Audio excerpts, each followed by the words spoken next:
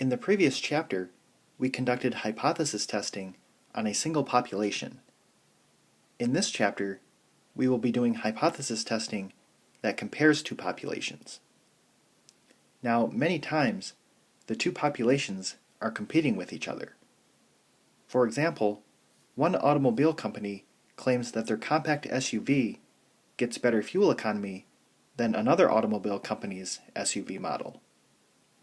So we can use hypothesis testing with two samples to test this claim. The null hypotheses and alternative hypotheses in the previous chapter look like this. So we were comparing mu with some value. Now in this chapter, they look like this. So we are comparing mu1 with mu2. So this is because we have two samples and we're comparing the two means. There are two types of samples, independent samples and dependent samples. Now two samples are independent when an individual selected for one sample does not dictate which individual is to be selected in the second sample. And the first three sections in this chapter all deal with independent samples. Two samples are dependent when each member of one sample corresponds to a member of the second sample. So this will be the fourth section in this chapter that we look at dependent samples. And sometimes dependent samples are referred to as matched pairs samples. Now you can use rejection regions, however we are going to be focusing on using p-values. And the steps are very similar to the last chapter. So first, we have to verify that either the populations are normally distributed or the sample sizes are both greater than or equal to 30. Then we have to state the claim, the null hypothesis, and the alternative hypothesis.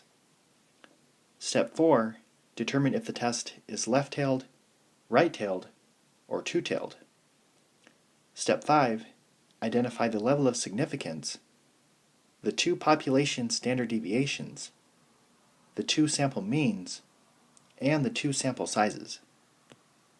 Now the formula for z is a little bit more complicated. We have to take x bar 1 minus x bar 2 over the square root of sigma 1 squared over n1 plus sigma 2 squared over n2. And the last steps are the same as the previous chapter. A safety engineer wants to test the braking distances for two types of tires. They conduct 35 braking tests for each type of tire. The mean braking distance for type 1 is 42 feet. The population standard deviation for type 1 is 4.7 feet. The mean braking distance for type 2 is 45 feet. The population standard deviation for type 2 is 4.3 feet.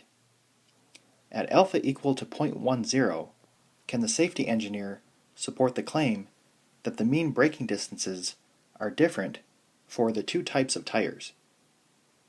Use the p-value method and show all work. Now, both of our sample sizes are large enough.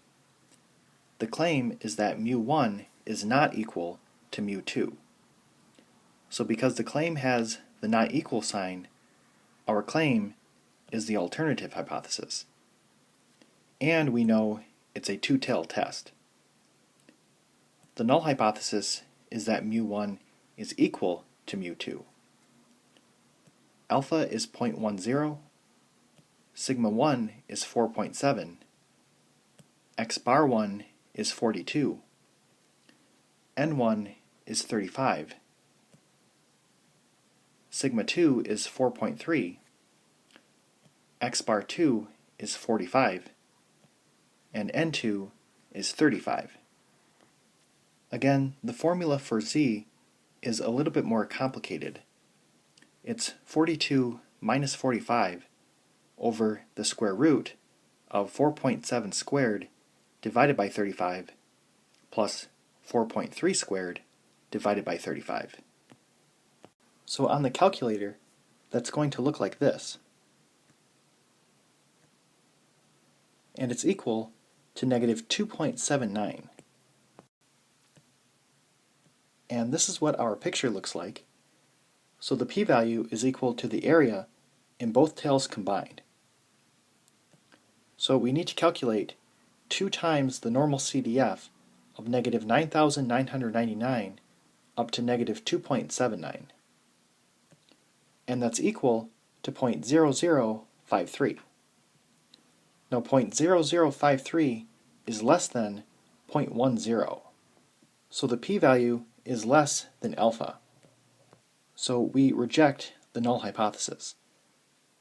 And our conclusion would be, at the 0.10 level of significance, there is enough evidence to support the safety engineer's claim that the mean braking distances are different.